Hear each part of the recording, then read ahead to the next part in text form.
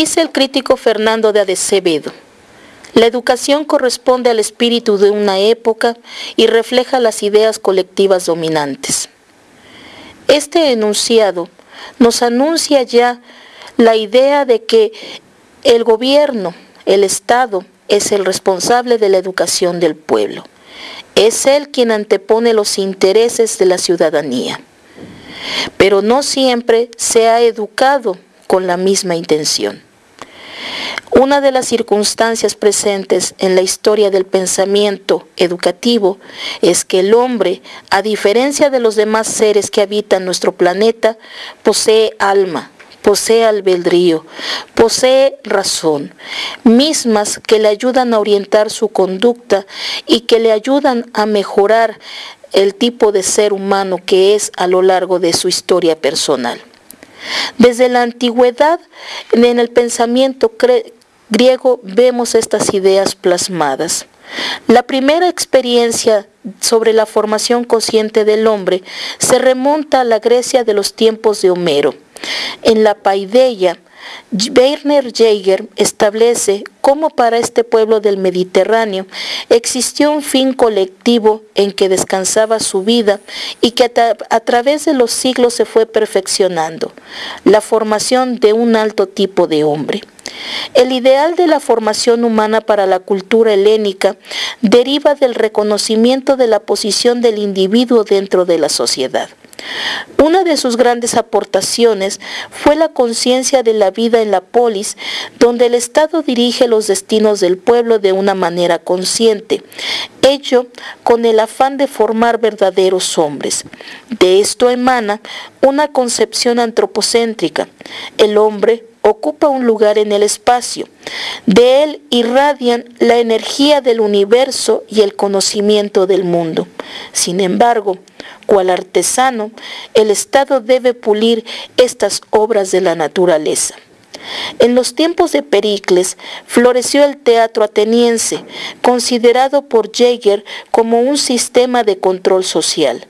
Al arte poético se une el afán educador, plenamente consciente. Para el filósofo alemán, este hecho encuentra su culminación en Sófocles, quien alcanzó la perfección en la elaboración de su tragedia. Su más alta figura es Edipo, rey de Tebas, el hombre que en un solo día ve destruida su felicidad terrena. Sófocles retoma el antiguo mito y recrea las últimas horas antes de que caiga el velo, promoviendo un efecto escénico tan elevado que lleva a todos los participantes, tanto actores como espectadores, a la expiación del pecado. Jaeger establece cómo la intención de este afán educador de los griegos era la creación de un tipo ideal íntimamente coherente y claramente determinado. La educación no es posible, menciona, sin que se ofrezca al espíritu una imagen del hombre tal como debe ser. Más adelante agrega: el tema esencial de la historia de la educación griega es más bien el concepto de arete, atributo propio de la nobleza, también vinculada a las cualidades morales y espirituales y al sentido del deber. El hombre debe ser capaz de unir a las palabras la acción, hecho trascendental para Edipo. Este principio moral se reduce a la siguiente sentencia: quien se estima a sí mismo debe ser infatigable en la defensa de sus amigos, sacrificarse en honor de su patria, abandonar gustoso dinero, bienes, honores para apropiarse de la belleza. Edipo, gobernante por derecho civil y derecho divino de Tebas, debe anteponer a su bienestar personal el bien común. En este punto radica la fuerza normativa de la tragedia. Ante nuestros ojos, espectadores del siglo XXI, ninguna responsabilidad moral podría haber en quien ha actuado bajo desconocimiento. Sin embargo, para el pensamiento griego, la responsabilidad yace en el hecho de haber nacido cuando moralmente era evitable. La acción divina se vuelve contra el ojo desobediente. Ahora bien, Siglos después, en la Italia medieval, surge una nueva concepción.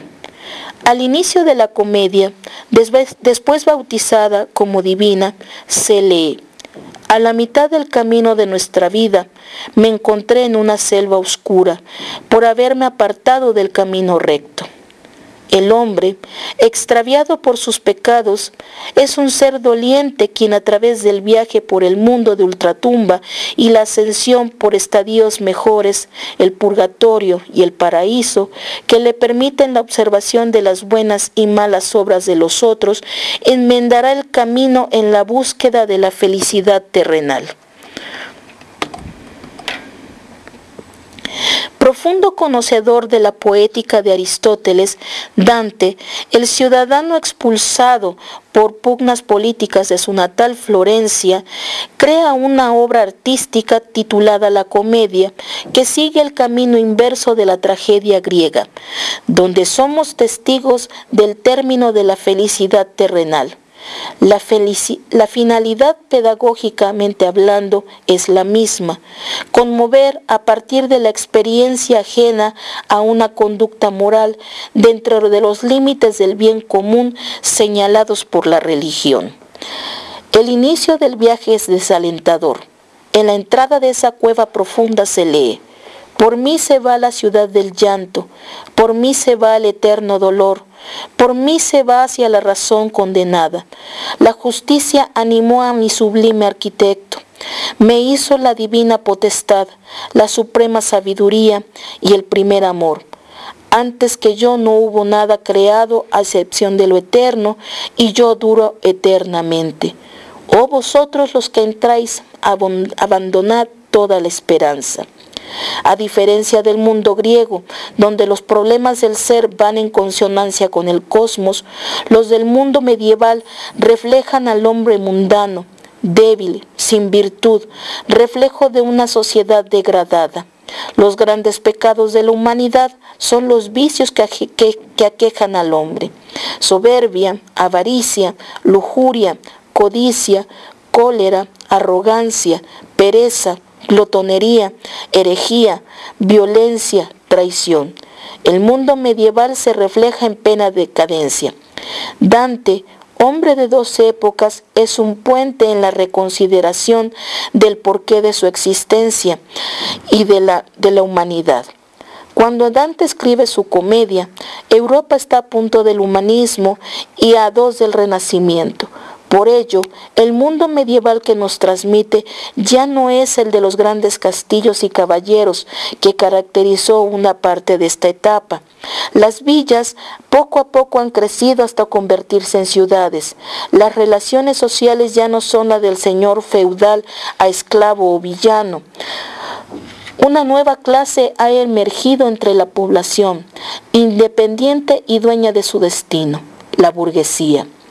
Este advenimiento cambió radicalmente el sistema de relaciones en la sociedad. Los antiguos señores feudales ya no eran los dueños exclusivos del poder. Poco a poco, el poder del dinero fue cediendo terreno en el nuevo contexto social.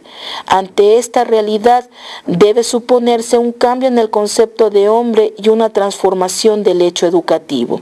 El sistema doctrinal basado en la idea de Dios como centro del universo, ante los descubrimientos de una ciencia incipiente, cede el paso a una concepción más humana del hombre y a su misión en el mundo. La oscuridad del infierno y sus 9 círculos es sustituida por una concepción del hombre más en armonía con el universo, en contacto con el mundo natural. En textos modernos como El Emiro de la Educación, obra publicada en 1762, se considera como el primer estudio consciente que un filósofo hace sobre el problema y los fines de la educación. La obra de Rousseau es un tratado filosófico donde donde a través de un alumno imaginario, Emilio, propone un estilo de educación que abarque desde su nacimiento hasta la edad adulta, los 25 años, donde ya no necesite más guía que a sí mismo. Rousseau, a través de 5 capítulos, considera al hecho educativo como inmerso en lo social, donde se asocian determinadas circunstancias que a continuación se describen. La educación es un hecho que se realiza en el individuo y lo arma desde la infancia hasta la vida adulta para enfrentar sus necesidades y poder superarlas. Distingue 3 tipos de educación: la de la naturaleza, que permite el desarrollo interno de nuestras facultades y nuestros órganos; la educación de los hombres, el uso que nos enseñan estos a hacer de este desarrollo; y la educación de las cosas, lo que nuestra experiencia propia nos da a conocer acerca de los objetos cuya impresión recibimos. Critica al Estado por promover una educación donde no se educa para el individuo mismo, sino para los demás. Es decir, en lugar de formar al hombre, se forma al ciudadano.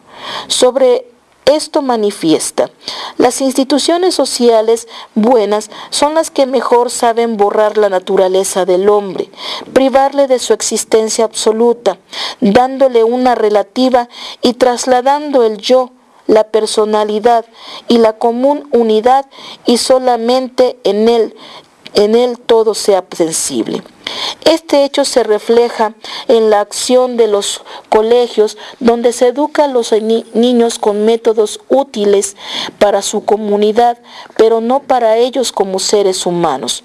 Propone una educación doméstica o de la naturaleza que permite al individuo ser útil a sí mismo y a los demás. Destaca: el verdadero estudio nuestro es el de la humana condición, aquel de nosotros que más bien sabe sobrellevar los bienes y males de esta vida. En esto consiste la verdadera educación. Desde la perspectiva del filósofo francés, la sociedad civil ha construido una cárcel donde habita el ciudadano común, ha formado un estilo de vida sujeto, incómodo y apremiante, donde nace y muere el hombre civil. Su pretensión al aceptar el reto de educar a Emilio es orientarlo hacia la vida doméstica, donde la vida juega un papel importante. Una educación de este tipo permitiría al individuo conocerse, sacar frutos de sí propio, saber vivir y labrar su felicidad. Con la vida empiezan las necesidades. Esta máxima acompañará todo el proceso formativo de Emilio. Estas no son solo biológicas, también son afectivas, morales, sociales, de conocimiento. Dentro de la historia del desarrollo humano de su alumno, irá marcando cómo cada una de estas etapas tiene sus propias necesidades, y es función de su guía enseñarle el camino para que pueda saciarlas. Por primera vez en la historia del pensamiento, así como reconoce la personalidad del niño, también establece que tiene derechos. Lamenta que pocos educadores los tomen en cuenta y desarrollen su labor exclusivamente a partir de sus obligaciones. Visto desde esta amplitud, Emilio no solo puede considerarse como un texto pedagógico. La acción educadora es un hecho más trascendental que irradia en el individuo un saber natural, ético-moral, social, que si de verdad cumple con su función, lo debe conducir a la felicidad. La propuesta de Rousseau trasciende la idea del hombre nacido para vivir en el camino del dolor.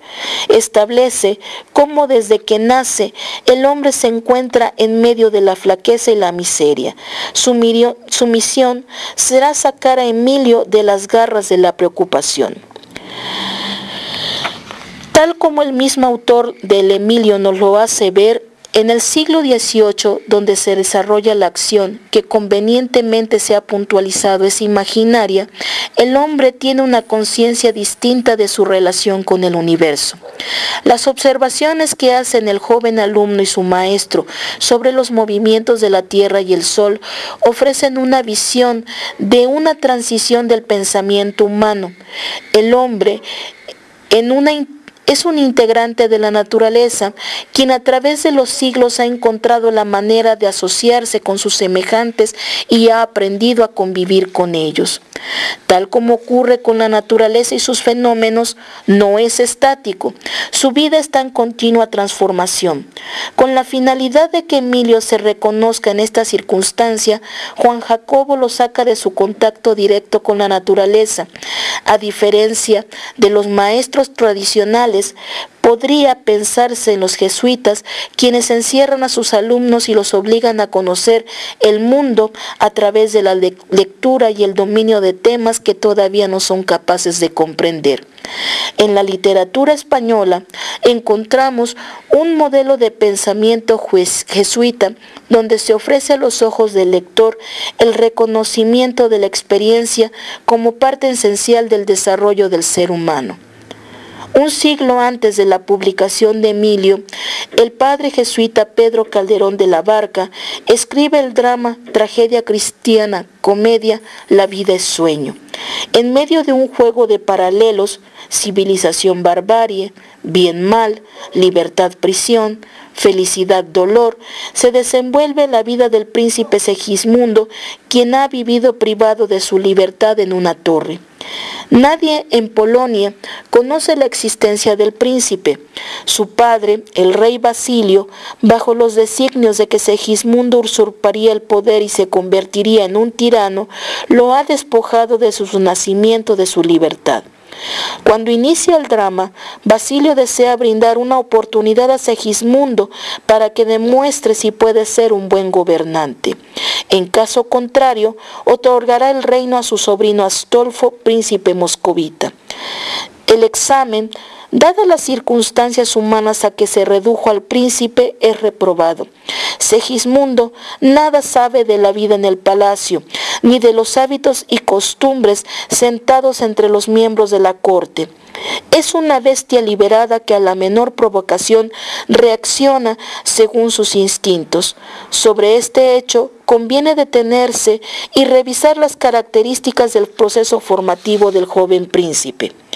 A diferencia de Emilio, quien desde su nacimiento ha sido liberado de la atadura de las sábanas y cobijas y se le ha permitido a sus miembros extenderse y sentir la libertad, Segismundo fue condenado a las cadenas por el político, su padre.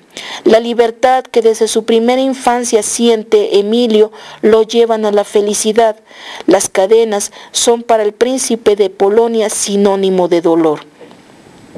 Si Emilio ha contado con un guía que lo ha conducido a través de la experiencia, de las sensaciones, de la experimentación, de la reflexión, Segismundo solo conoce el mundo a través de los ojos de su maestro Clotaldo, viejo consejero del rey, compañero y maestro del joven desdichado. El guía del alumno francés lo provee de la ropa adecuada según las estaciones del año. Se preocupa porque sea adecuada de acuerdo a sus condiciones de niño en pleno crecimiento, cuyo cuerpo tiene sus necesidades para crecer adecuadamente. Segismundo solo es arropado con pieles. Este hecho lo reduce a la condición de salvaje. Todas estas circunstancias harían pensar en el espectador lector que no existe una esperanza de salvación. Sin embargo, el alma cristiana de Pedro Calderón de la Barca ha dotado a su personaje de la conciencia de humanidad que lo distingue de entre los demás seres de la naturaleza con los que ha tenido contacto. Segismundo se sabe a sí mismo un ser con vida, que lleva intrínseco en el alma instinto y albedrío, condiciones que no están presentes en los demás miembros del reino animal. Ello le permite, en el transcurso de la historia, enmendar sus acciones. Si el padre gobierno lo ha condenado a la desdicha, Él, con sus dotes morales, producto de la buena condición de su naturaleza como hijo del rey, es capaz de discernir que la torre prisión es el principio de su desdicha. Él no quiere seguir ese camino, por tanto, al elegir el camino del bien, al perdonar a su padre por los infortunios a los que lo condenó, se otorga a sí mismo la libertad, felicidad que tanto ha deseado. Hasta aquí esta revisión. Si nos situamos en el siglo XIX, seremos capaces de ver que el pensamiento evoluciona más rápidamente. Las ideas de Darwin, de Karl Marx, nos enseñan una valoración acerca de la naturaleza humana. El hombre evoluciona en su pensamiento, en su acción, en su conducta. Pero también la sociedad lo está determinado y él vive inmersa en ella. Estas ideas van poco a poco evolucionando y hacia el siglo XX en la psicología de la educación tienen y forman un proyecto muy importante para la educación actual.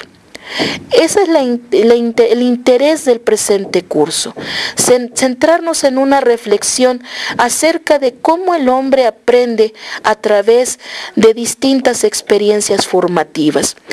El ser humano vive en sociedad y por lo tanto es capaz de recibir la enseñanza de esta.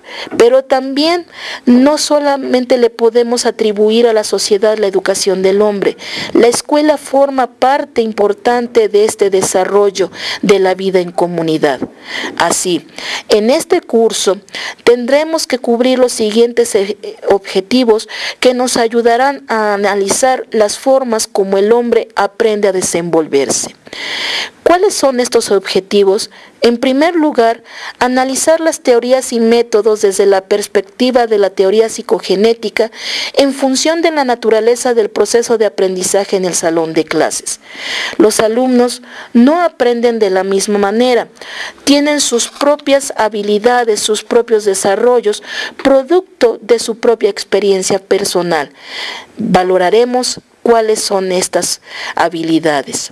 En segundo lugar, evaluaremos las aportaciones básicas del estudio de la construcción del conocimiento en relación a sus aportaciones educativas. Aquí cobra importancia vital la figura de Jean Piaget, quien es precursor de estas ideas. Además, nos ocuparemos de aplicar las relaciones establecidas entre los procesos cognitivos y el aprendizaje escolar. Muchas veces como docentes nos preguntamos por qué nuestros alumnos no aprenden, en dónde estamos fallando. Es muy fácil responderse, porque los procesos cognitivos de ellos no los estamos relacionando con sus experiencias de aprendizaje. Valoraremos cómo se pueden establecer estas relaciones. Así, tendremos en cuenta los temas y subtemas que desarrollaremos a lo largo de estas semanas. Establecemos 5 unidades de trabajo en las que revisaremos minuciosamente las formas en que aprende el ser humano y las teorías que han permitido la evolución de este pensamiento. En la primera unidad revisaremos los procesos cognitivos más importantes, que son la atención, el aprendizaje, la memoria, el pensamiento y el lenguaje. Si el alumno toma conciencia acerca de que atención es el principio de todo aprendizaje, que faculta además el desarrollo de la memoria y el pensamiento, alcanzaremos como docentes unas nuevas oportunidades en el desarrollo áulico. Nuestra segunda unidad nos habla sobre el desarrollo cognitivo del niño y su aprendizaje. Veremos cómo el niño es una mente en desarrollo que va cubriendo distintos estadios que además van perfeccionando su memoria y las ideas que establece sobre el mundo. En nuestra tercera unidad hablaremos de una de las principales aportaciones, la psicología genética, teoría enmarcada por Jean Piaget. Hablaremos sobre la naturaleza del conocimiento, sobre su construcción, sobre las etapas del desarrollo de la inteligencia y el aprendizaje, y nos enfocaremos sobre el concepto de aprender a aprender. Nuestra siguiente unidad hablará sobre una de las teorías más importantes, la teoría culturalista, encabezada por Lev Vygotsky, y analizaremos cómo la sociedad interviene en el desarrollo de los alumnos. Tomaremos como conceptos importantes la zona de desarrollo próximo y el aprendizaje cooperativo. Nuestra última unidad nos hablará sobre una idea para todos muy cercana, el aprendizaje significativo, teoría auspiciada por David Ausubel. Hablaremos de la significatividad, de los tipos de aprendizaje, de la estructura cognitiva, y además hablaremos sobre ¿qué es el aprendizaje significativo y la autoestima?